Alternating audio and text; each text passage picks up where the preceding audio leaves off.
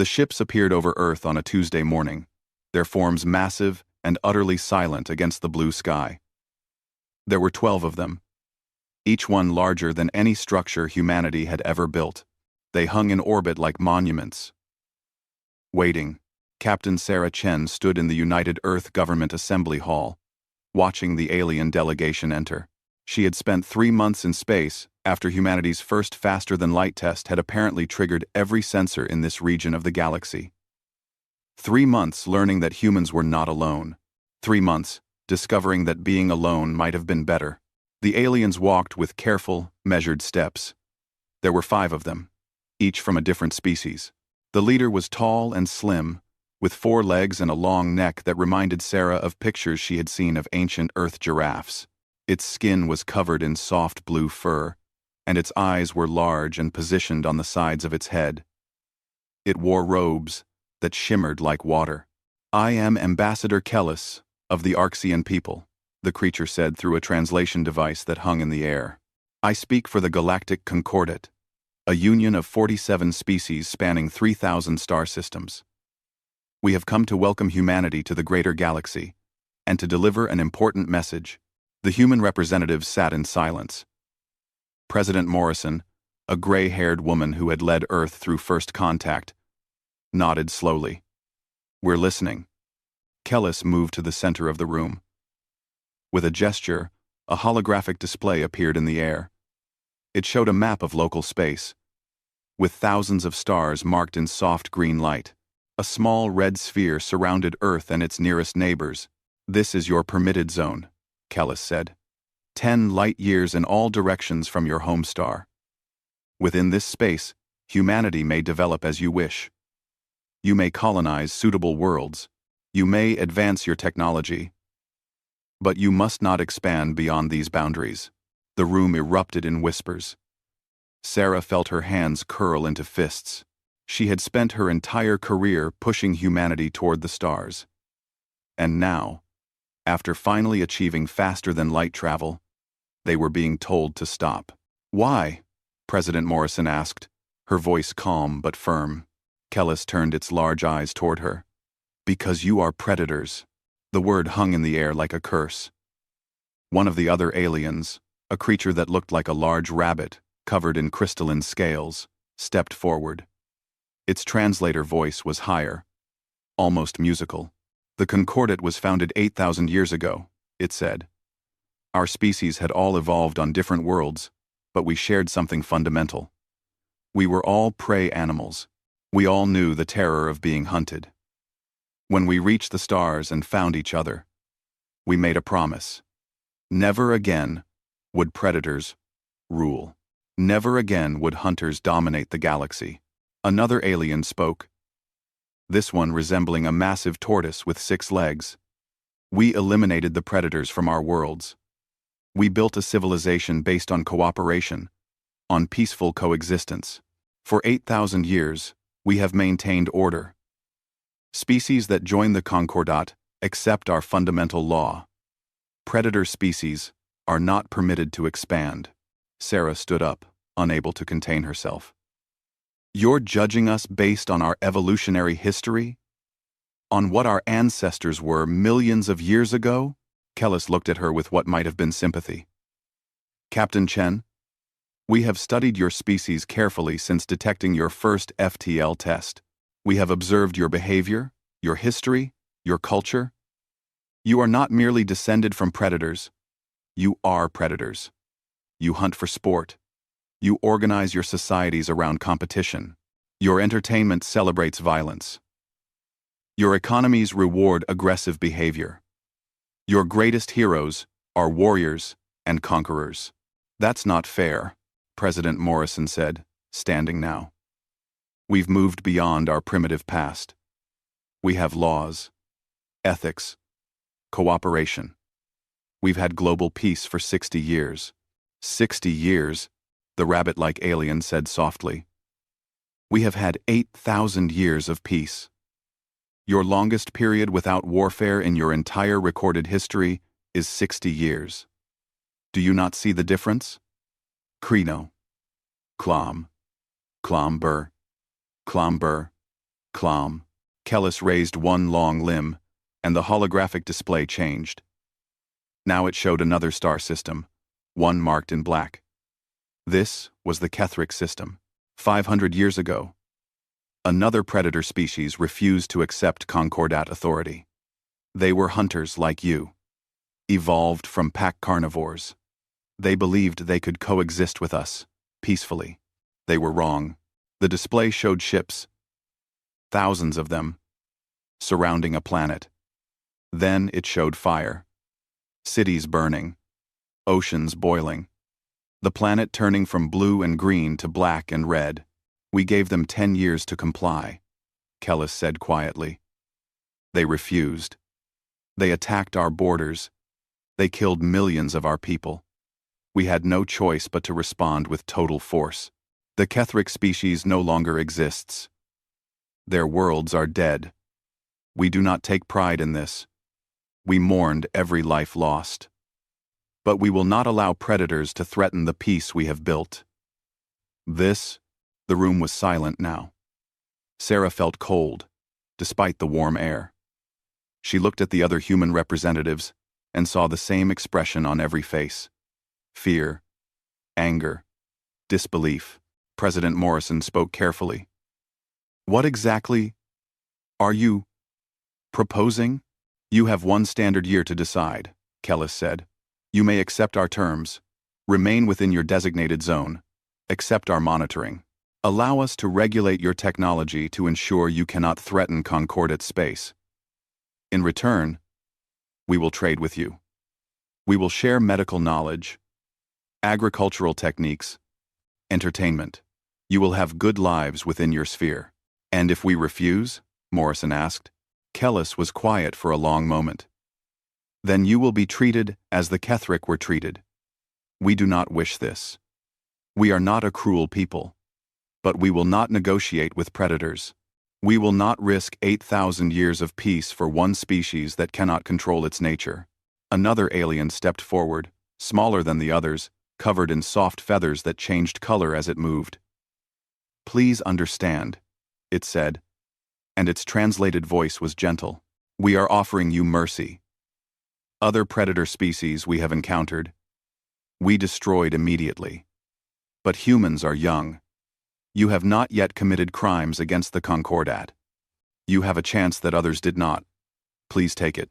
The delegation began to leave. As they walked toward the door, President Morrison called out, We need time to discuss this among ourselves. 1 year is not long. 1 year is not long. Kellis turned back. 1 year is generous. We have given predator species as little as 1 month before. Use the time wisely. We will return for your answer. After the aliens left, the assembly hall erupted into chaos. Representatives shouted at each other, arguing about submission versus defiance. Sarah pushed through the crowd to where President Morrison stood with her military advisors. We can't accept this, Sarah said. They're asking us to become a zoo exhibit. General Marcus Webb, head of Earth's Space Defense Force, nodded grimly. I agree. But did you see what they did to that planet? We've got maybe 100 ships capable of combat. They have thousands, maybe millions. So we roll over? Sarah demanded. We just achieved FTL travel. And we're supposed to give up on the stars? Morrison looked tired. Let's not make hasty decisions. We have a year. Let's use it to gather information, to prepare, to understand what we're facing. Over the following months, humanity threw itself into preparation. Scientists studied every scrap of data about the Concordat. Military strategists ran simulations. Diplomats debated options. The alien delegation had left observation satellites in orbit, watching Earth's every move. Sarah was assigned to lead a reconnaissance mission. She took a small, stealthy ship to the edge of the designated zone and watched Concordat ships patrol the border. They moved in predictable patterns. Always in groups. Always following the same routes. They were disciplined and organized. But there was something about their movements that struck her as odd. They never took risks. They never deviated from procedure. They were cautious to the point of timidity. She reported her observations to General Webb. "They fight like prey animals," she said. "Everything is about defense, about safety in numbers. They don't take initiative." Webb studied her report carefully. "Interesting. But we're still outnumbered 1,000 to 1. The year passed quickly. Human colonies on Mars and the outer planets were expanded rapidly. Weapons were manufactured in secret facilities. Every person on Earth knew that a decision was coming, but no one knew what it would be. When the Concordat delegation returned, they found President Morrison waiting with Earth's answer. The meeting was broadcast across every human settlement in the solar system. "We have considered your offer carefully," Morrison said. "We understand your concerns. We recognize that our history has been violent, but we cannot accept your terms." Kellis tilted its long neck, those large eyes reflecting what might have been sadness. "You choose extinction over compromise?"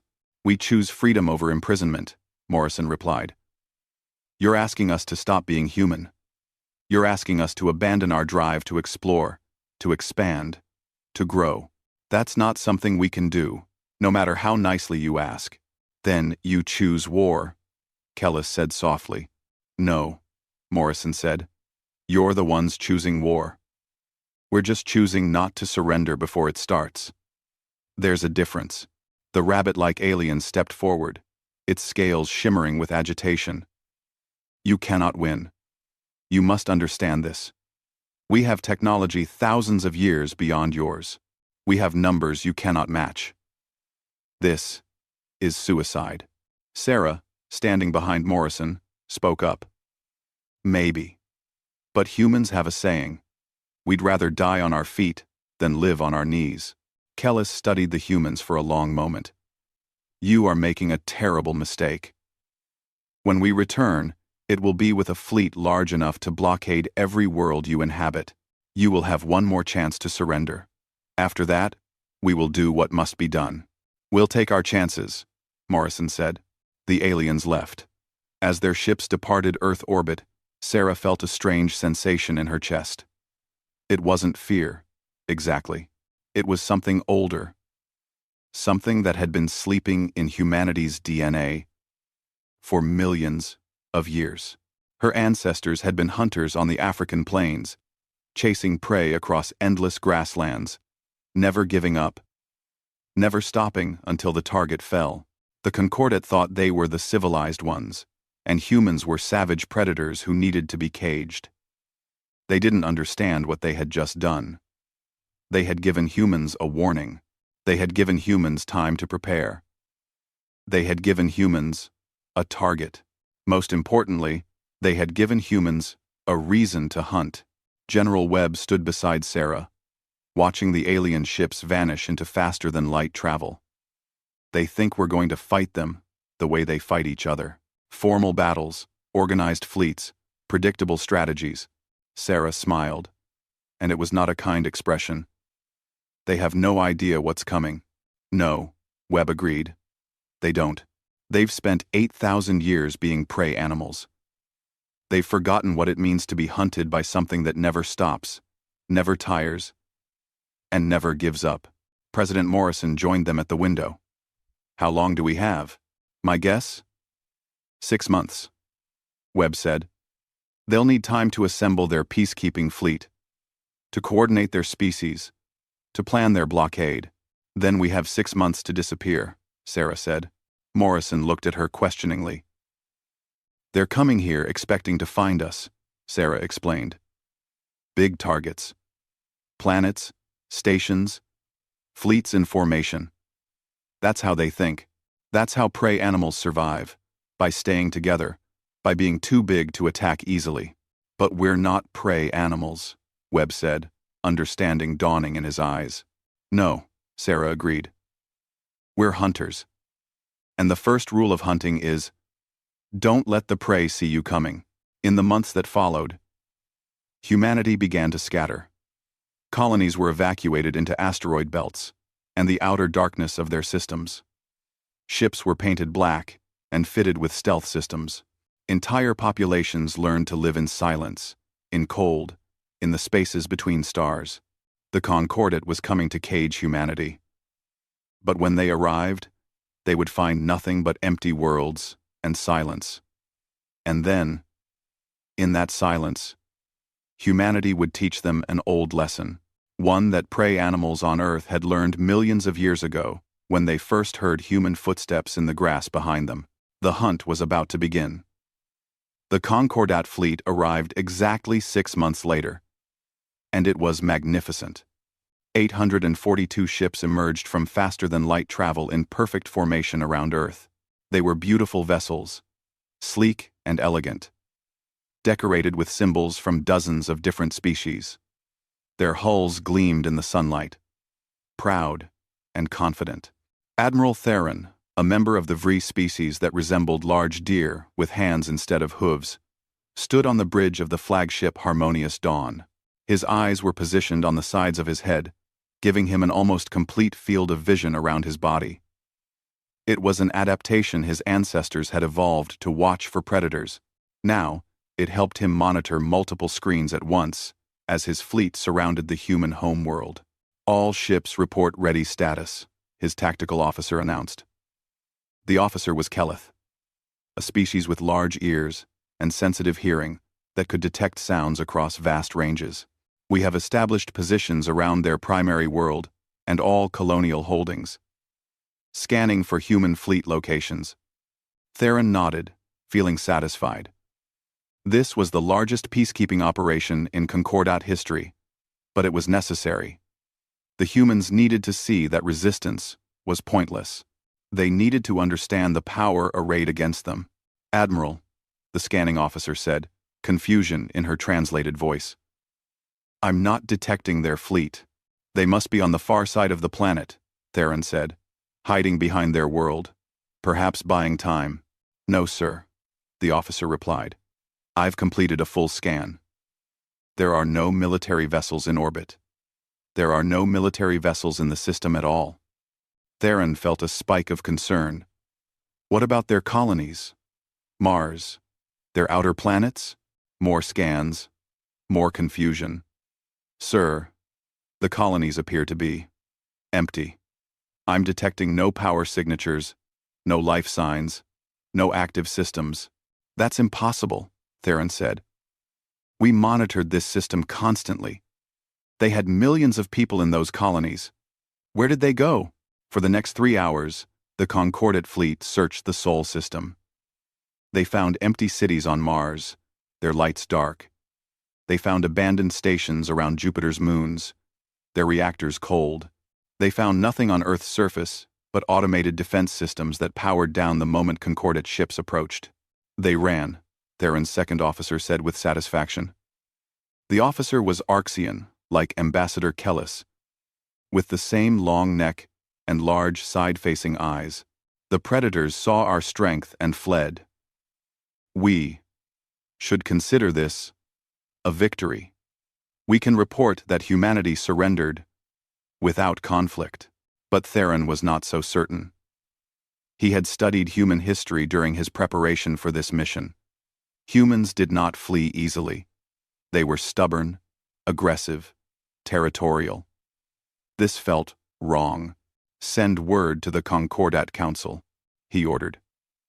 "Inform them that we have occupied the human home system without resistance, but that the human population has relocated to unknown positions. Request instructions." The response came back within a day. The council was pleased. Humanity had apparently accepted the futility of resistance and withdrawn to their permitted zone.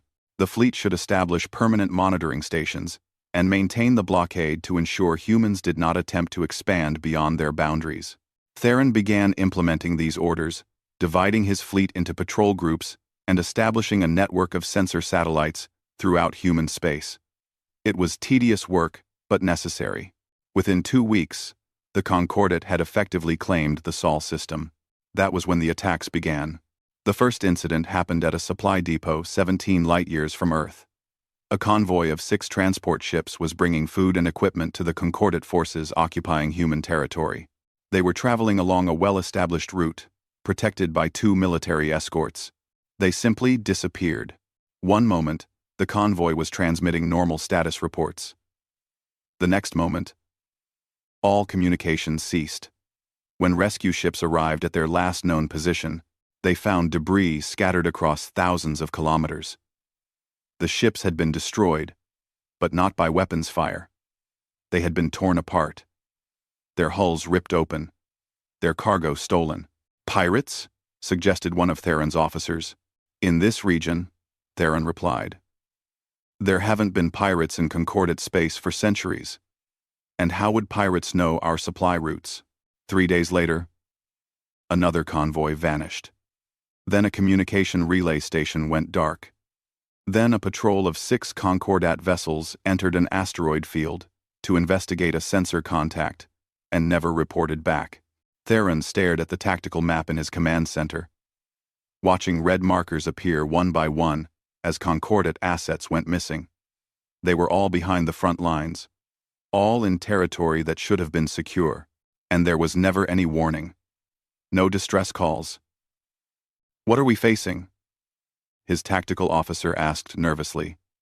The Kelith officer's large ears were twitching constantly, listening to every sound in the ship, jumping at every unexpected noise. I think we're facing humans, Theron said quietly. They didn't run away. They just moved to hunting grounds we couldn't monitor. He was right. While the Concordat fleet had been occupying empty worlds, humanity had scattered into the darkness between stars. Colony populations had evacuated to massive asteroid bases hidden in the outer reaches of their systems. Ships had dispersed into the black, going completely silent, waiting and watching. Captain Sarah Chen commanded one of those ships. The EFS Silent Knife was a destroyer that had been modified for stealth operations. Its hull was coated in materials that absorbed sensor radiation. Its engines were tuned to produce minimal signatures. It could drift through space like a piece of debris, utterly invisible to conventional scanners. She sat in her command chair, surrounded by a crew of 43 men and women who had all volunteered for this mission. They had been drifting through deep space for 2 weeks, surviving on minimal power, eating cold rations, sleeping in shifts to conserve heat. The ship was freezing. The air was stale. Everyone's breath formed clouds in the dim light. Contact, her sensor officer whispered. Even though no one could hear them across the vacuum of space, everyone on the ship spoke in whispers now. It felt natural. Concordat supply ship, bearing 27 Mark III. Looks like a freighter, civilian configuration. No military escort. Sarah studied the tactical display. The alien ship was moving along a predictable route, its drive signature bright and obvious. It was advertising its position to the universe, confident in the safety of Concordat space. Time to intercept? 4 hours if we use cold thrusters, the navigation officer replied. We can coast most of the way on current trajectory. They won't see us coming. Sarah nodded. All hands, prepare for action. Weapons, load boarding pods. Marines, suit up. The Silent Knife drifted closer, using tiny puffs of nitrogen gas to adjust its course. It was slow, patient work. Sarah watched the distance close meter by meter, kilometer by kilometer. The alien ship continued on its path, unaware. When they were within 500 meters, Sarah gave the order. Launch pods. 6 small cylinders shot from the Silent Knife, crossing the gap in seconds. They clamped onto the alien freighter's hull like parasites. Teams of human marines in spacesuits cut through the outer hull with plasma torches and poured inside. The aliens on board never knew what hit them. The crew was Vree, peaceful herbivores who had spent their entire lives in safe Concordat space. They had never encountered pirates, never experienced violence. When armed humans came through their walls, they ran and hid, their prey instincts overwhelming their training. The humans didn't kill them. Sarah had given strict orders. Take prisoners. Avoid casualties. Unless necessary.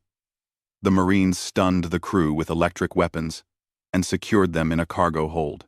Then they looted the ship, taking food, fuel, spare parts, and most importantly, data cores containing Concordat star charts and fleet positions. 20 minutes after the boarding pods launched, the Marines were back on the Silent Knife with their cargo. Sarah studied the terrified alien prisoners through a video feed. "Tell them we'll drop them at a neutral station," she said to her communications officer. "Make sure they understand. They were lucky. Next time, they might meet humans who aren't so kind." The prisoners were transferred to life pods and launched toward the nearest inhabited system. Then, the Silent Knife went silent again, drifting back into the darkness to study the stolen data and plan the next strike. This pattern repeated across dozens of systems. Human ships struck from the black, hit their targets, and vanished before reinforcements could arrive. They targeted supply lines, communication networks, isolated patrols. They never engaged in fair fights. They never announced their presence. They simply appeared, attacked, and disappeared. The effect on Concordat forces was devastating. But not because of casualties. Most human attacks resulted in very few deaths. The devastation was psychological. Prey animals have deeply ingrained instincts about predators. When a Vree hears an unexpected sound, its body floods with adrenaline. Its eyes widen, its muscles tense to run. These instincts had been dormant for thousands of years of Concordat peace. But now, they came roaring back to life. Keleth officers began hearing human ships in every sensor ghost, every background radiation pattern, every unexplained noise. Their sensitive ears, evolved to detect approaching predators, now worked against them, finding threats in harmless sounds. Vree crews with their side-facing eyes struggled with human boarding tactics. Humans had evolved as forward-facing predators, and their combat techniques exploited the natural blind spots in Vree vision. They would attack from directly ahead or behind, the areas where Vree sight was weakest. Arxians, with their long necks and defensive herding instincts, found themselves unable to cope with human persistence.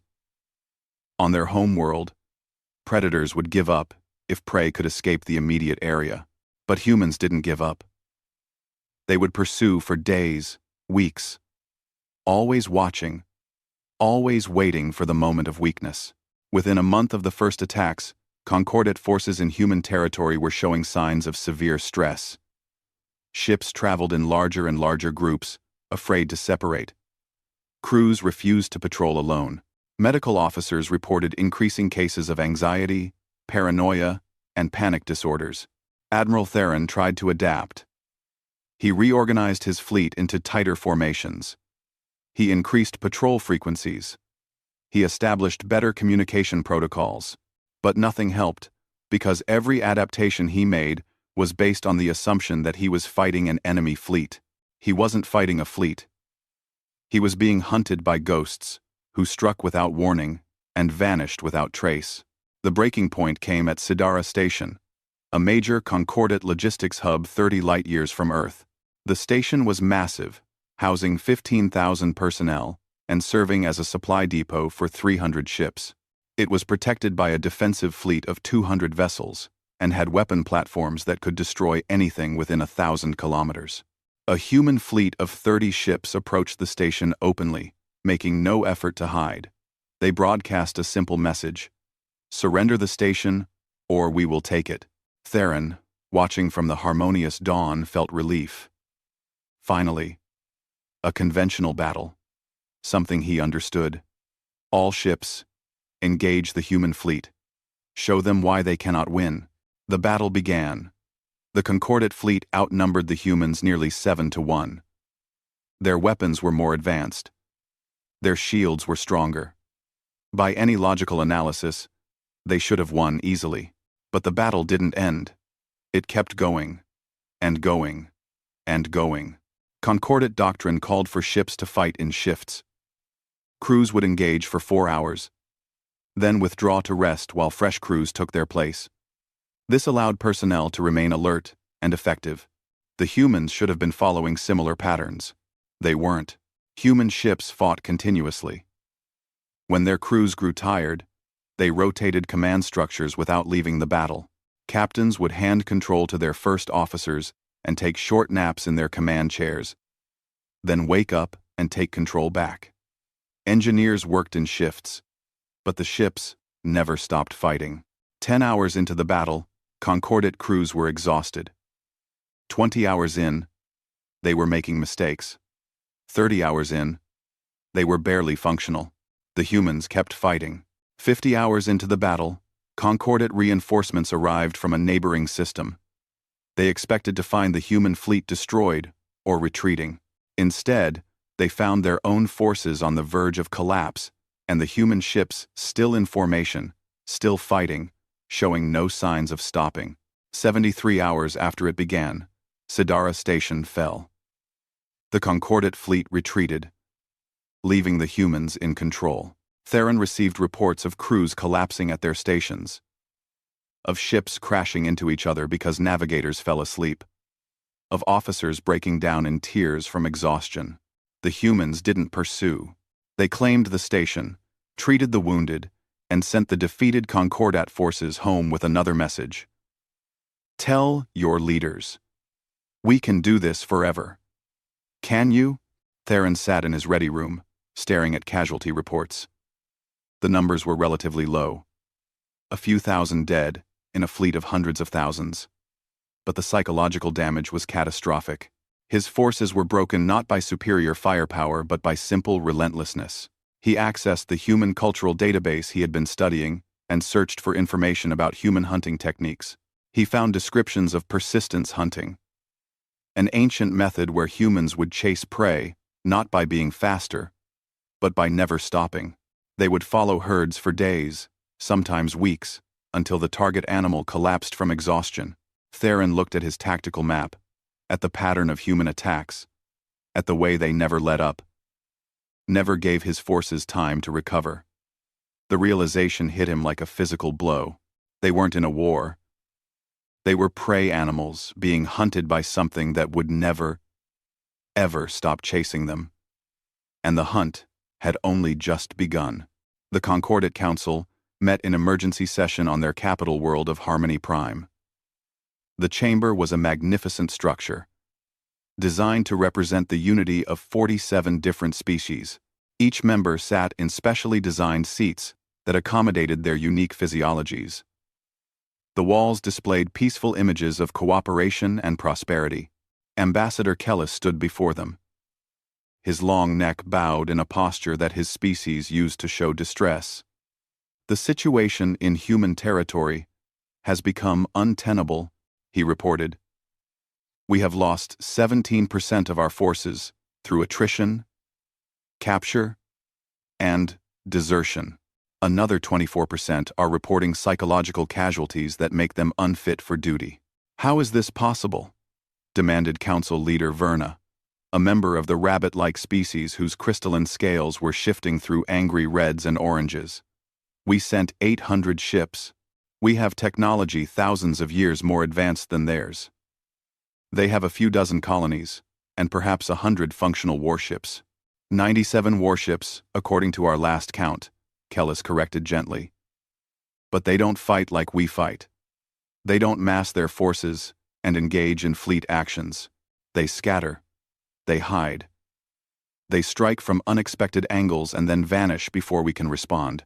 Cowards, spat a tortoid council member, his 6 legs clicking against the floor in agitation.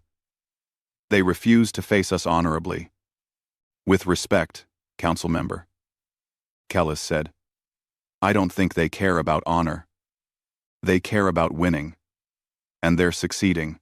Another council member, a Kelith with massive ears that twitched constantly, spoke up in a trembling voice. Our soldiers can't sleep. They hear humans in every sound. 3 of our ships fired on each other last week because their crews were convinced they had been infiltrated by human commandos. We found no humans on any of those vessels. They were shooting at shadows. Kellis nodded sadly. The humans have weaponized our own biology against us. Our species evolved as prey animals. We have instincts, deep ones, that activate when predators are near. The humans are triggering those instincts deliberately. He activated a holographic display showing footage from a human raid on a Concordat patrol. The video was from a V ship's internal cameras. It showed corridors. Quiet, and normal. Then suddenly, a section of wall exploded inward. Human Marines poured through, moving in a tight formation that kept them in each other's peripheral vision, while maintaining overlapping fields of fire. But what made the footage particularly striking was where they appeared from. They had cut through the wall at the exact point where the VRI crew's side-facing eyes created a natural blind spot. The camera caught VRI officers spinning around in panic, their eyes unable to track the fast-moving humans, until it was too late. They studied us, Kellis explained. They learned how our eyes work, how our minds work, how our societies work, and then they designed tactics specifically to exploit our weaknesses. Then we study them in return, Verna declared. We learn their weaknesses. We adapt. We've been trying, Kellis said quietly. But every time we adapt, they change their approach. And there's something else. Something I think the Council needs to understand about humans and their evolution. He changed the display to show videos from ancient Earth. Humans chasing animals across endless grasslands under a burning sun. The prey ran fast, but the humans just kept walking, hour after hour, never stopping. Eventually, the animals collapsed from heat and exhaustion, and the humans simply walked up and killed them. This is called persistence hunting, Kellis explained. It was humanity's primary hunting method for millions of years. They didn't need to be faster than their prey. They didn't need to be stronger. They just needed to be more stubborn. They would chase their target until it physically couldn't run anymore, and then they would take it. He gestured to the tactical map of the conflict. Look at the pattern. They're doing the same thing to us. They're not trying to win battles. They're trying to exhaust us. Every raid, every ambush, every attack is designed to keep us moving, keep us scared, wear us down until we can't fight anymore. The chamber was silent. Finally, a VRI council member spoke, his voice uncertain. What do we do? We have 3 options, Kellis said. First, we could withdraw completely. Abandon human territory and let them have their freedom. Second, we could escalate. Bring in more ships, more forces. Try to overwhelm them with sheer numbers. Third, we could negotiate. Negotiate? Verna's scales flashed angry crimson. They rejected our generous offer. They chose violence over peace. Why would we negotiate now? Because we're losing, Kellis said simply. Not in a way that shows up on casualty reports, but in every way that matters. Our member species are terrified. Ships are refusing to deploy to human territory. 3 species have threatened to leave the Concordat entirely if we continue this conflict. And the humans?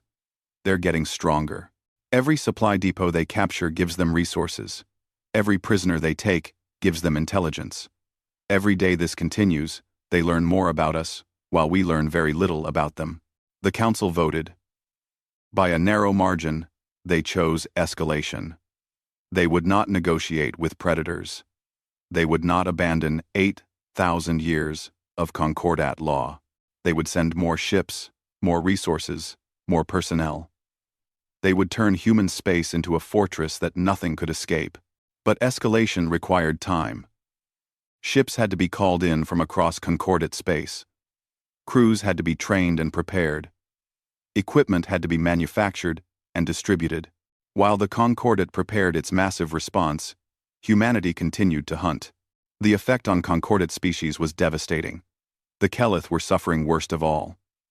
Their sensitive hearing, evolved to detect predators in dense forests, had become a curse. Kelith crews reported hearing footsteps in empty corridors, breathing in sealed rooms.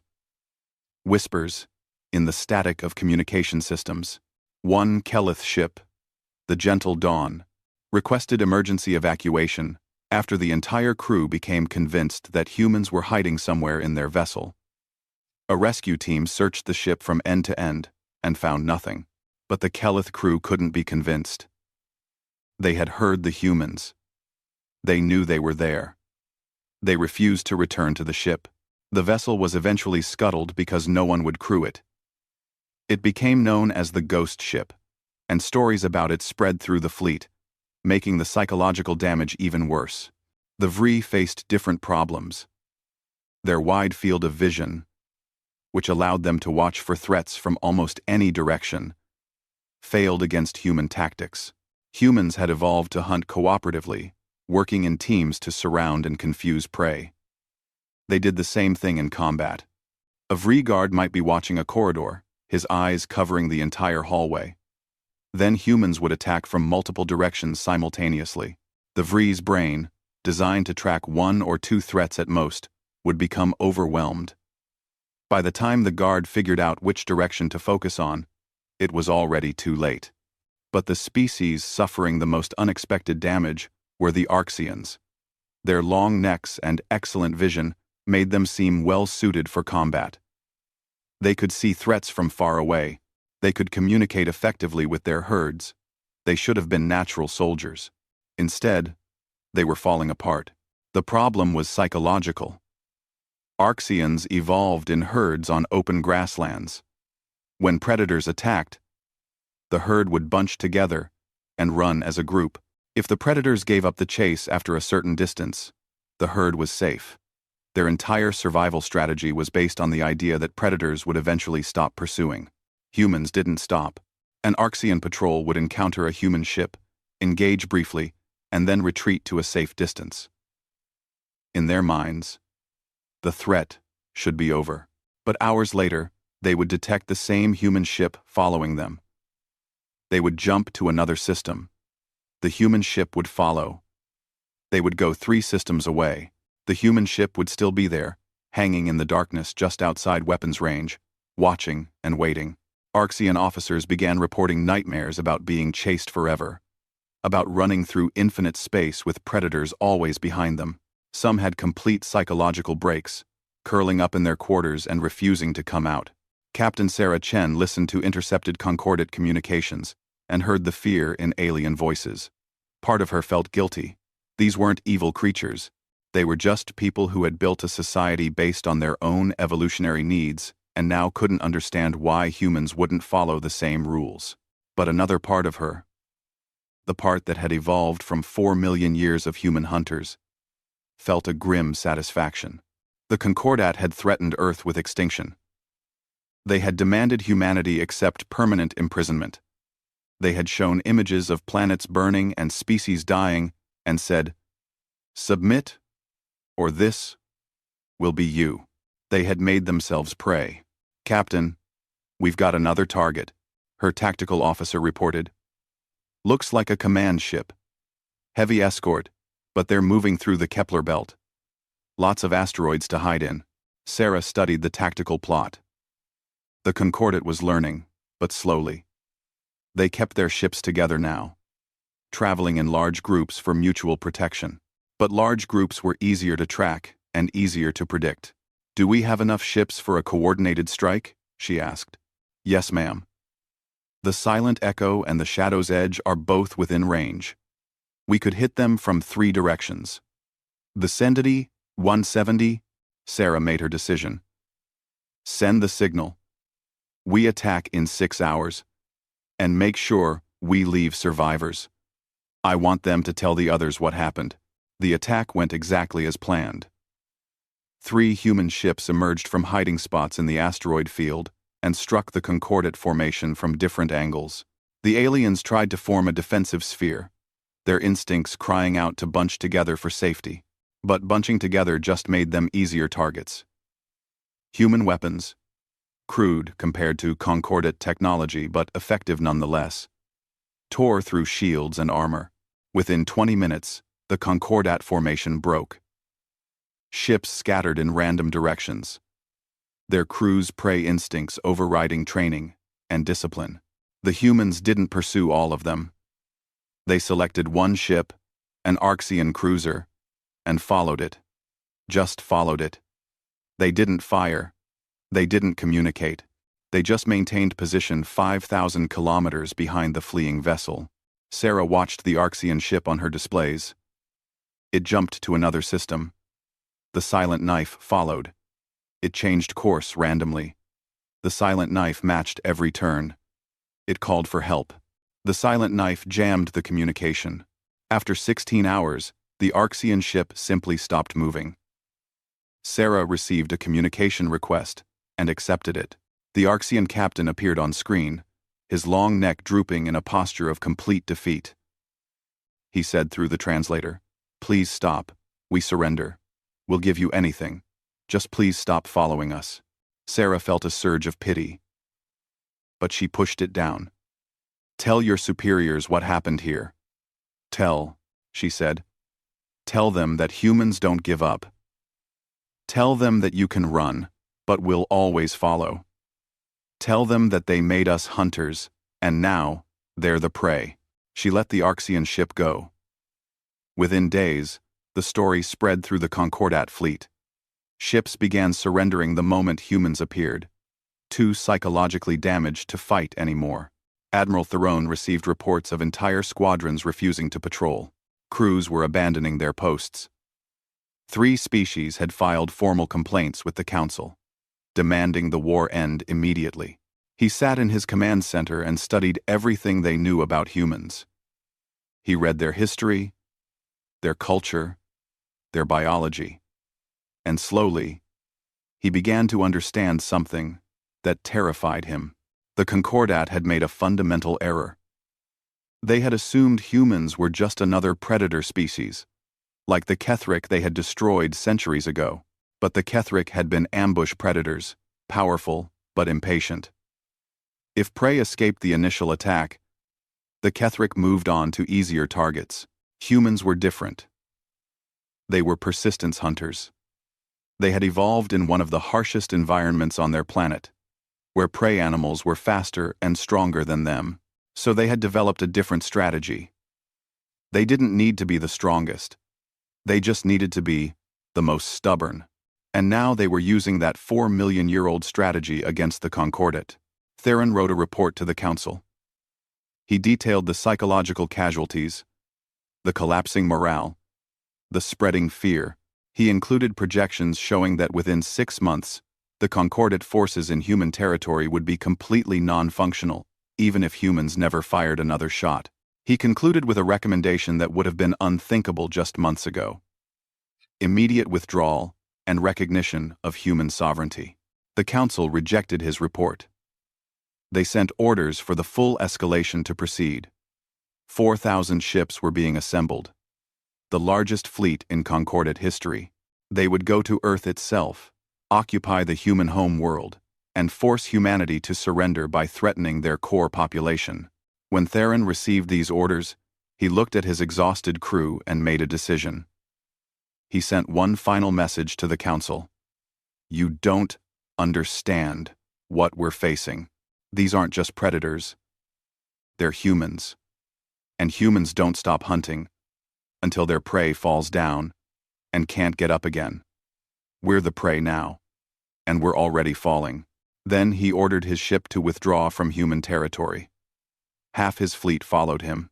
The other half stayed, too afraid to move, too afraid to fight, just waiting in the darkness for the hunters they knew were out there, watching and waiting. The Concordat's largest fleet was forming up for an attack on Earth, but in the darkness between stars, human ships were already moving into position, not to defend Earth, but to turn the entire Sol system into the largest hunting ground humanity had ever created. The prey were coming, and the hunters were ready. Ambassador Kellis stood before the Concordat Council once more, but this time, the chamber's peaceful atmosphere was gone. The walls displayed tactical maps showing territories in red where Concordat forces had withdrawn. The representatives sat with tense postures, their various species' stress signals on full display. "We have lost control of 37% of our claimed territory in human space," Kellis reported, his long neck held low. "Not through military defeat, but through abandonment. Our member species are refusing to send ships to those regions. The populations are terrified." Number 10. Council Leader Verna's crystalline scales shifted through dark, troubled colors. How can an entire civilization be paralyzed by fear of one primitive species? "Because they're not primitive," Kellis said quietly. "They're specialized. 8,000 years ago, when the Concordat was founded, We believed we had evolved beyond the primitive struggle of predator and prey. We thought intelligence and technology had made those old instincts irrelevant. The humans are proving us wrong. He activated a holographic display showing psychological assessment reports from across the Concordat military. The statistics were damning. 42% of Keleth personnel were experiencing severe anxiety disorders. 67% of VRE soldiers showed symptoms of paranoid hypervigilance. Arxian crews had the highest rate of complete psychological collapse at 31%. I've been consulting with our xenobiologists and evolutionary psychologists, Kellis continued. They've helped me understand something crucial about humans that we missed in our initial assessments. He brought up an image of ancient Earth, showing the African savanna where humans first evolved. Most predators on Earth were ambush hunters or pursuit predators that relied on speed. A lion would chase prey for a short distance. A leopard would attack from hiding. If the prey escaped the initial encounter, the predator would give up and look for easier targets. This is how most predator species operate, because hunting requires energy, and energy is valuable. We know this, Verna said impatiently. What's your point? My point is that humans evolved differently, Kellis replied. They became persistence hunters. Look at this. The display showed ancient humans tracking prey across endless grasslands.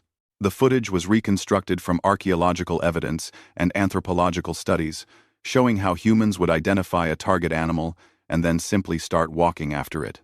The prey would run away quickly, but the humans would follow at a steady pace. Hours would pass.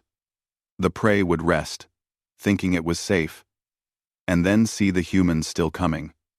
More running, more resting, more humans, always approaching, never stopping. The prey animals were faster and stronger than humans, Kellis explained. But humans had two advantages. First, they could sweat, allowing them to cool their bodies during long chases. Their prey would overheat and need to rest. Second, and more importantly, humans had the mental capacity to simply not give up. They would chase for hours, sometimes days, until the animal literally couldn't run anymore. A Keleth council member spoke up, ears trembling. But surely that's just ancient history. Modern humans use technology. Weapons. Ships. Yes. Kellis agreed. But the psychology remains. Humans are psychologically adapted to persistence. They don't think like we do. When we encounter a problem, our instinct is to seek safety, regroup, and approach from a position of strength. When humans encounter a problem, their instinct is to keep pushing until the problem is solved or they die trying. He changed the display to show recent battle reports. Look at Sidera Station. We had superior numbers, superior technology, superior defensive positions. We should have won easily, but the humans just kept fighting. 73 hours of continuous combat. Our crews collapsed from exhaustion, while their crews rotated shifts without ever leaving the battle. They didn't win because they were better fighters. They won because they were willing to keep fighting longer than we could. This is madness, a Tortoid council member said. No rational species behaves this way. That's exactly the problem, Kellis said, his voice heavy with concern. We're trying to understand humans as rational actors like ourselves, but their rationality is built on a different foundation. They evolved in an environment where giving up meant death, where persistence was the only path to survival. That psychology is still there, buried deep in their minds. He paused, gathering his thoughts. I've studied their cultural history, their stories, their myths, their values. Do you know what they celebrate most? Not intelligence, not cooperation, not peace. They celebrate determination, persistence, the refusal to give up even when the situation is hopeless. They have thousands of stories about individuals who kept fighting against impossible odds and somehow won. Those stories aren't just entertainment, they're cultural programming, teaching each generation that humans don't quit. The chamber fell silent as the council members absorbed this information. Finally, Verna spoke. Then we must break them. We must show them that persistence isn't enough against overwhelming force. That's why I'm here, Kellis said. The Council has ordered the assembly of the Grand Fleet. 4,000 ships, representing every major species in the Concordat. It's being positioned to strike at Earth itself. Yes, Verna said with satisfaction. We'll occupy their home world. Hold their population hostage. They'll have to surrender then. Kellis shook his head slowly. I don't think they will. I think we're about to make the worst mistake in Concordat history. Explain, Verna demanded. Kellis brought up more human cultural data. I've been studying human military history. Do you know what happens when you back humans into a corner? When you threaten their homes directly? They don't surrender. They become even more dangerous. They have a term for it. Total war. It means they stop following rules, stop holding back, stop caring about anything except destroying the threat to their home. He showed historical footage from human conflicts. Cities reduced to rubble while humans fought in the ruins. Ships deliberately crashed into enemy vessels. Soldiers fighting to the last person. This is what humans do when they're cornered. They don't calculate odds and surrender when the numbers are unfavorable. They fight with everything they have until either they win or they're dead. Surely we can destroy them before it reaches that point, suggested a council member. Can we? Kellis asked. Admiral Therone's report, which the council dismissed, indicated that our forces are already psychologically compromised. We're sending 4,000 ships to Earth, yes, but those ships are crewed by prey animals who are already terrified of humans. What happens when we get to Earth and find it empty again? Or worse, what happens when we occupy it and then face years of human resistance, raiding our supply lines, hunting our patrols, never giving us a moment's peace? Then we'll destroy Earth, Verna said coldly. Like we did to the Kethric. The Kethric were concentrated on a few worlds, Kellis countered. Humans have already scattered. We know they've established hidden bases in asteroid fields, on rogue planets, in the outer darkness of dozens of systems. Even if we destroy Earth, we won't destroy humanity. We'll just make them even more determined to hunt us. He took a deep breath. I believe we need to negotiate. Not from a position of weakness, but from a position of mutual respect. Offer them true autonomy in exchange for non-aggression. Let them expand, but establish clear boundaries. Work with them instead of trying to dominate them. Negotiate with predators? Verna's scales flashed angry red. That's not the Concordat way. We've maintained peace for 8,000 years by ensuring predators never gain power. If we compromise now, the entire foundation of our civilization crumbles. Our civilization is already crumbling, Kellis said quietly. 3 member species have threatened to leave. 5 more are demanding we end the conflict. Our people are terrified. Our economy is suffering. Our unity is breaking. All because we refuse to accept that not all species think like we do. The council voted. By a wider margin this time, they confirmed the attack on Earth. The Grand Fleet would proceed as planned. They would occupy humanity's home world, break their will to resist, and force them to accept Concordat authority. Kellis returned to his quarters after the vote and sat in darkness, his thoughts heavy. He had failed to convince them. The Concordat was about to walk into a trap of its own making, and there was nothing he could do to stop it. He accessed his personal files and pulled up everything he had learned about humans. Their history, their psychology, their evolution. One file caught his attention. A collection of human quotations. Things humans had said throughout their history that revealed their character. One quote stood out. It was from an ancient human military leader named Winston Churchill, spoken during a terrible war when his people faced overwhelming odds. We shall fight on the beaches. We shall fight on the landing grounds. We shall fight in the fields and in the streets. We shall fight in the hills. We shall never surrender. Kellis read it again. Never surrender. Not, "We'll surrender when the odds are impossible." Not, "We'll surrender when we've lost too much." Never surrender. He thought about the Grand Fleet. 4,000 ships full of prey animals, whose ancestors had survived by knowing when to run. They were about to encounter a species whose ancestors had survived by never knowing when to stop. He recorded a personal message to his family back on his home world. He told them he loved them. He told them he had tried to prevent what was coming. He told them that if he didn't return, they should remember him as someone who tried to bridge the gap between two fundamentally different types of species. Then he prepared to depart with the Grand Fleet. As the Concordate's leading expert on humans, his presence had been requested for the invasion. He would go. But not because he thought the mission would succeed. He would go because someone needed to be there to witness what happened when prey animals tried to cage a predator. The Grand Fleet assembled at a staging point 3 light-years from Earth. 4,000 ships, the combined military might of 47 species.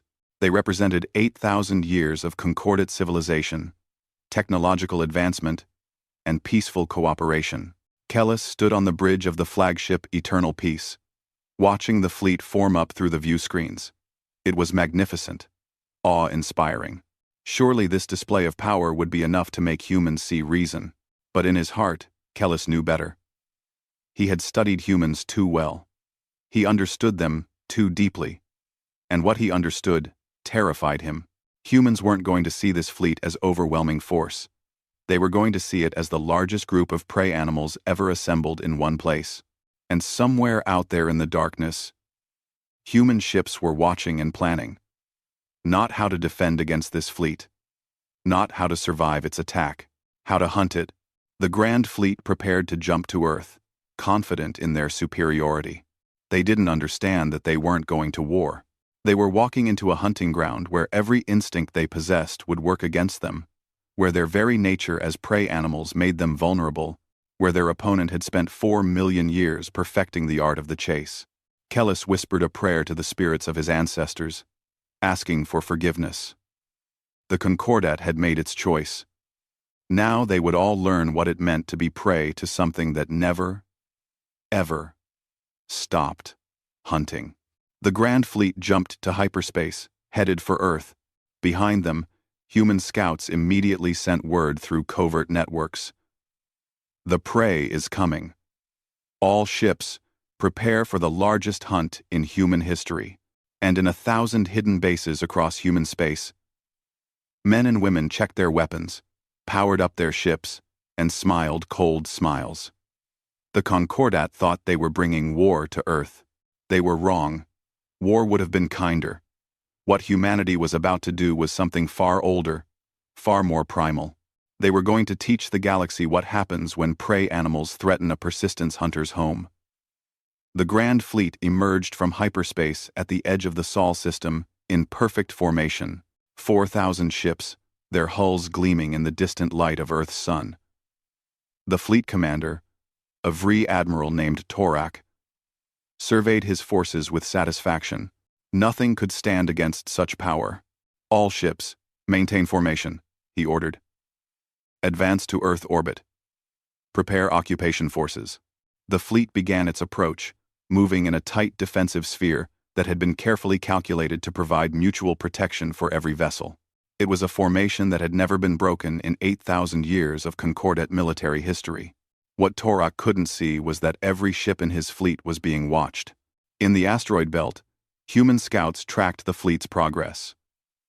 On the outer planets, sensor stations recorded every ship's signature. Hidden bases throughout the system fed real-time data to a command center deep inside Mars, where General Marcus Webb coordinated humanity's response. "They're coming in tight," Webb observed, studying the tactical display. "Just like we predicted.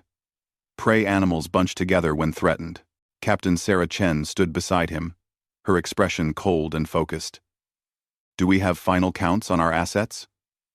"Every ship we can spare," Webb replied. 374 combat vessels, plus another 200 converted civilian ships with improvised weapons. We're still outnumbered 10 to 1. "Numbers don't matter," Sarah said quietly. They're thinking about this wrong. They think they're invading. They don't understand they're entering a trap. Webb nodded and opened a communication channel that reached every human ship in the system. All units. This is command. The prey has entered the hunting ground. The Concordat fleet continued its advance, unaware. They scanned for human ships and found only empty space. They approached Earth and saw a planet dark and silent, just like before. No defensive fleet. No weapons platforms. Nothing. They've abandoned their homeworld again, Torak said with disappointment. Scan the system for population signatures. His sensor officer worked for several minutes, then reported. Sir, I'm detecting heat signatures throughout the asteroid belt. Power readings on several outer moons. They're scattered across the entire system. Then we'll dig them out one by one, Torak declared. All ships, break into squadron formations. We'll systematically search every location until... He never finished the sentence. From the asteroid belt, from behind the moons of Jupiter and Saturn, from the cold outer reaches of the system, human ships appeared. Not all at once, but in small groups, dozens of them, attacking from every direction simultaneously. The Concordat fleet tried to respond, but their tight defensive formation became a liability. Ships couldn't maneuver without risking collision with their neighbors. The humans struck at the edges of the formation, targeting isolated vessels and then vanishing back into the darkness before reinforcements could respond. Maintain formation, Torak ordered. Don't break ranks. But breaking ranks was exactly what the Concordat crews wanted to do. Every prey instinct they possessed screamed at them to scatter, to run, to find safety in isolation, rather than staying bunched together where they made easy targets. The human attacks continued. Small and precise. A squadron of 3 human ships would emerge from hiding, fire on a single Concordat vessel, and disappear. Then another group would attack from a different direction, then another. The Concordat fleet twisted and turned, trying to face threats that appeared and vanished like ghosts. Hours passed, then days.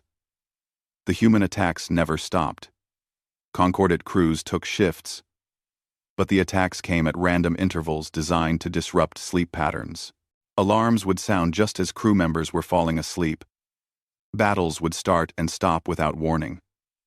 The psychological pressure was immense. After 3 days, the first Concordat ships broke formation. A squadron of Keleth vessels, their crews driven to the edge of madness by the constant sound of alarms and weapons fire, simply fled the system. Then more ships followed. Then more. Hold your positions, Torak broadcast desperately. We must maintain unit cohesion, but unit cohesion was falling apart.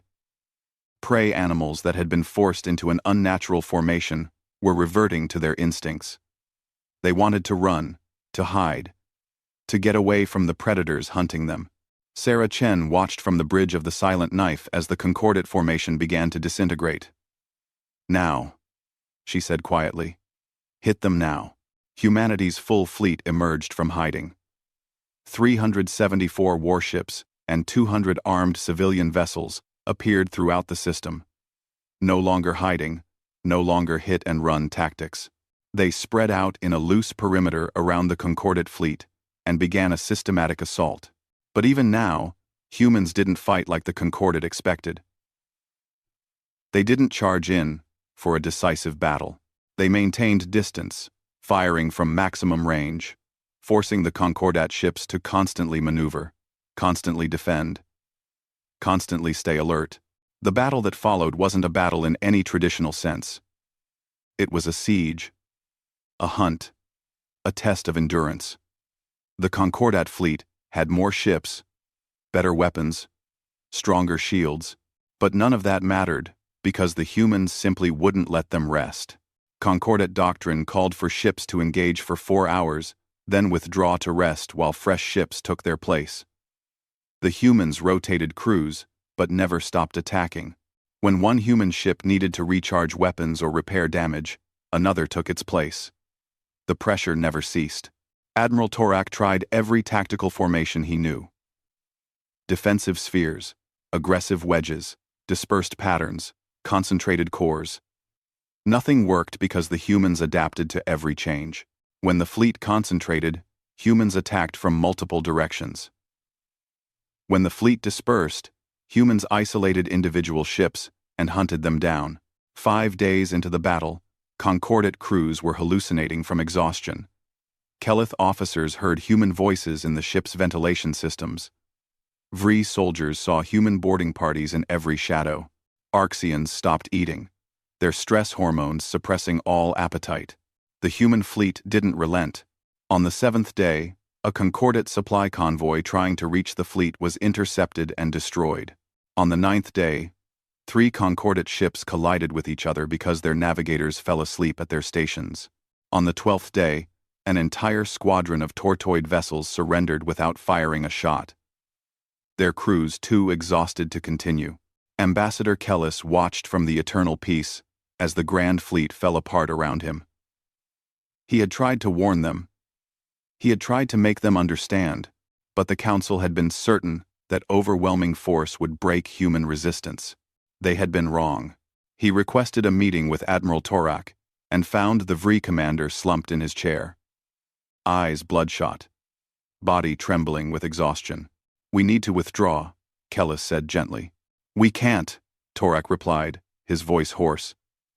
"The Council ordered us to occupy Earth, to break human resistance, to force their surrender." "The humans aren't going to surrender," Kellis said. "Can't you see that? They're doing to us exactly what their ancestors did to prey animals on ancient Earth. They're wearing us down. They're not trying to win a battle.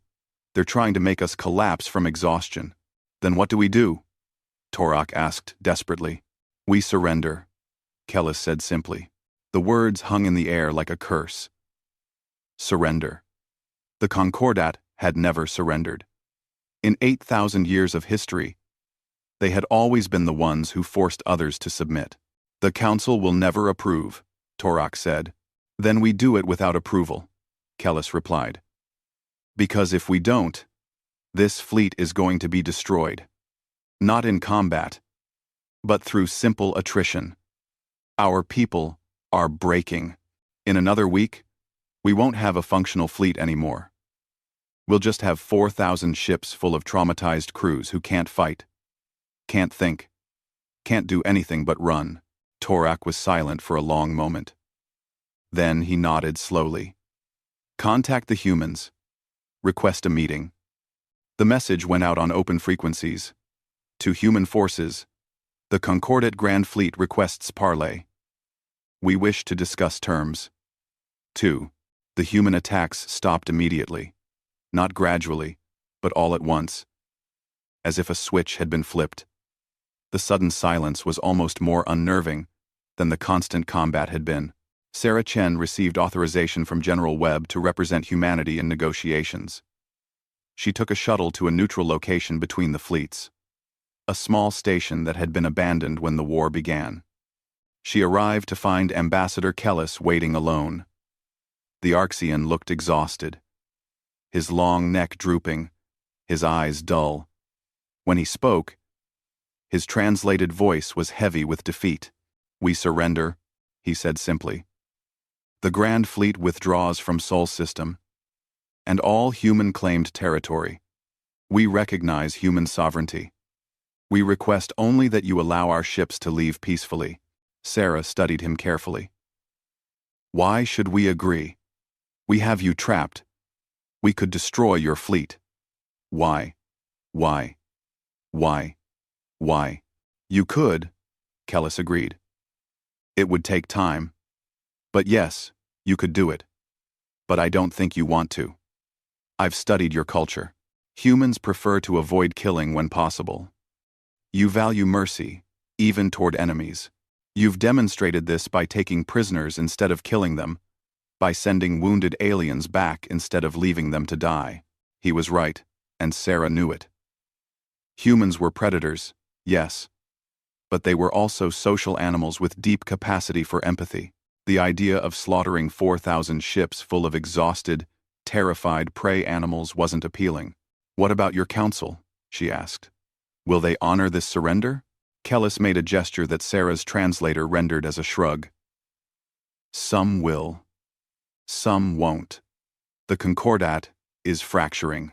3 species have already announced they're leaving to form their own coalition. 5 more are considering it. Your war has exposed fundamental weaknesses in our society that we refused to acknowledge." "What weaknesses?" "That prey animals, no matter how advanced, are still prey animals," Kellis said sadly. "We built a civilization based on the idea that we had evolved beyond our primitive instincts. But you've proven that instincts run deeper than culture or technology. When faced with a true predator, we revert to what we are: frightened herbivores running from a hunter." Sarah felt an unexpected surge of pity for the alien. "It doesn't have to be this way. We didn't want this war." "I know," Kellis said. "We forced you into it by threatening your home. We should have known better. Backing a predator into a corner doesn't make it submit. It makes it fight with everything it has." "So what happens now?" Sarah asked. Kellis looked at her with his large, side-facing eyes. "Now? Now you've taught the galaxy an important lesson. That predators aren't inherently evil, and prey aren't inherently good. That different species have different strengths and weaknesses. That cooperation is more effective than domination." He paused, then continued. "And you've taught us something specific about humans. That you are persistence hunters. That you don't know how to give up. That threatening your home doesn't break your will, it focuses it. Every species in this region of space will remember what happened here. They'll remember that the Concordat sent 4,000 ships to Earth, and those ships came home broken. Will that make them afraid of us?" Sarah asked. "Some, yes," Kellis admitted. "But others? Others will be curious. They'll want to know more about the species that fought 8,000 years of history and won. Some will want to trade with you. Some will want to learn from you. Some will want your protection." Sarah considered this. "We're not conquerors. We don't want to rule over other species." "I know," Kellis said. "I've read your history. You've had empires, yes, but you've also had democracies, federations, alliances. You understand cooperation.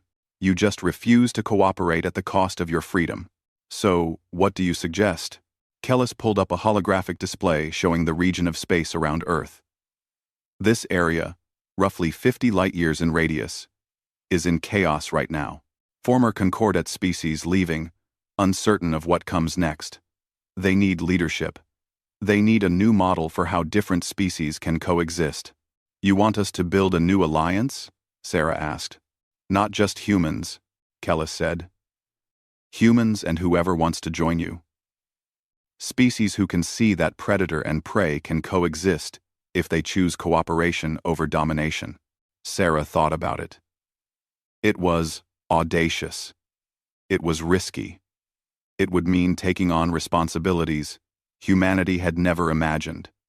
But it was also an opportunity to prove that humans weren't just mindless killers, that they could be protectors as well as hunters. "I'll take this back to my superiors," she said. "No promises. That's all I ask," Kellis replied. "And Sarah? May I call you Sarah?" "Sure. I want you to understand something. I don't hate humans. I never did. I was afraid of you. Yes, but I also admired you. Your determination, your refusal to accept defeat, your loyalty to each other. Those are noble qualities, even when they're terrifying to face in combat. Why are you telling me this? Because in the days ahead, you're going to hear a lot of species say terrible things about humans. They'll call you savage, violent, dangerous. Some of it will be fair. But I want you to remember that at least one Concordat member saw you clearly. You're not monsters. You're just different. And different isn't evil." Sarah felt unexpected emotion welling up. "Thank you." The Concordat Grand Fleet withdrew from Sol System that day. Ships limped away in small groups, their crews exhausted and traumatized but alive. Human vessels tracked them to the border of human space, and then let them go. The war was over. In the months that followed, exactly as Kellis predicted, the Concordat began to fracture. Species that had been held together by fear of external threats found that the fear wasn't enough when the threat became internal dissent. Within a year, 16 species had left the Concordat entirely. Many of those species reached out to humanity. Some wanted trade agreements. Some wanted mutual defense pacts. Some just wanted to talk to the species that had done the impossible. Earth convened a conference, inviting any species interested in forming a new alliance based on mutual respect and voluntary cooperation. 53 species sent representatives. It was called the Sol Accord, and its founding principle was simple. No species would be forced to join. No species would be restricted based on their evolutionary history, and all members would be free to develop as they wished. Kellis attended as an independent observer, no longer representing the Concordat that had rejected his counsel. He watched as humans, the species he had once come to threaten with extinction, worked patiently with dozens of different aliens to build something new. On the final day of the conference, he spoke privately with President Morrison. "Your people surprised me," he said. "I expected triumphalism, arrogance. Instead, I see patience and diplomacy." Morrison smiled. "Humans are complicated. We can be vicious hunters when we need to be. But we're also pack animals. We're loyal. We're protective. We form bonds across species. Boundaries we've been domesticating and befriending other animals for thousands of years. That same instinct applies to sapient species too." "The galaxy is going to be different now," Kellis observed. "Yes," Morrison agreed. "But maybe it needed to be. Your Concordat was stable, but it was also stagnant. You'd achieved peace by eliminating diversity, by forcing everyone to conform to prey animal psychology. That's not sustainable. And you think your way is?" "I think our way makes room for everyone," Morrison said. "Predators and prey, social species and solitary ones, aggressive cultures and peaceful ones. We just need to accept that different species have different needs and different strengths." Kellis looked out at the conference floor, where dozens of species were arguing, debating, compromising, and slowly building consensus. It was messy and chaotic compared to the orderly Concordat proceedings he was used to. But it was also alive in a way the Concordat had never been. "You know what the hardest thing for me to accept is?"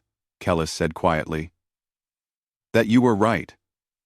That we gave you one last warning, threatening extinction if you didn't submit, and you demonstrated that you were always the hunters. Not because you chose violence, but because you refused to be prey. And in doing so, you've built something better than what we had." Morrison put a hand on his shoulder, a gesture of friendship that crossed species boundaries. "You're welcome here, you know. The Sol Accord isn't just for species that left the Concordat. It's for anyone who wants to build something new." Kellis felt something he hadn't expected to feel after everything that had happened. "I'll consider it," he said. Years later, historians would look back on the Human Concordat War and debate its significance. Some called it inevitable, a clash between fundamentally different evolutionary psychologies. Others called it a tragedy, a conflict that could have been avoided with better communication. But everyone agreed on one thing. Humanity had changed the galaxy forever. They had proven that predators and prey could coexist. They had shown that determination and persistence could overcome superior numbers and technology. Most importantly, they had demonstrated that the old rules written by prey species 8,000 years ago, were no longer adequate for a galaxy that was more diverse and complex than anyone had imagined. Captain Sarah Chen stood on the bridge of the Silent Knife, now retrofitted as a patrol vessel for the Sol Accord. She looked out at the stars and thought about everything that had happened. The war, the hunting, the terror they had inflicted on species that had never faced true predators before. Part of her felt guilty. Part of her knew they'd had no choice, and part of her felt a deep, ancient satisfaction. The satisfaction of a persistence hunter who had chased prey across impossible distances and finally brought it down. But now the hunt was over. Now it was time to do what humans had always done after the successful hunt. Share the meat with the pack, tell stories around the fire, and welcome newcomers who wanted a place at the table. "Captain," her communications officer called, "we're getting a distress signal from a Kelith colony. They say they're being raided by pirates and request Sol Accord assistance." Sarah smiled. A new hunt, but a different kind. Not hunting to kill or dominate, but hunting to protect. That, too, was part of being a predator. The drive to defend the pack. "Set course," she ordered. Maximum speed. The silent knife turned toward the Kelith colony, and Sarah felt that old familiar feeling. The focus, the determination, the absolute certainty that she would not stop until the job was done. Because humans were hunters. That would never change. But they had proven something the galaxy needed to learn. Hunters could choose what they hunted. They could hunt threats instead of innocence. They could hunt injustice instead of the weak. They could hunt problems instead of prey. The Concordat had given them one last warning. Submit or face extinction.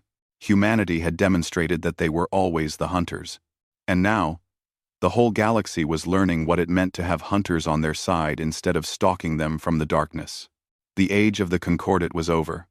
The age of the hunters had begun. And paradoxically, the galaxy was safer for it.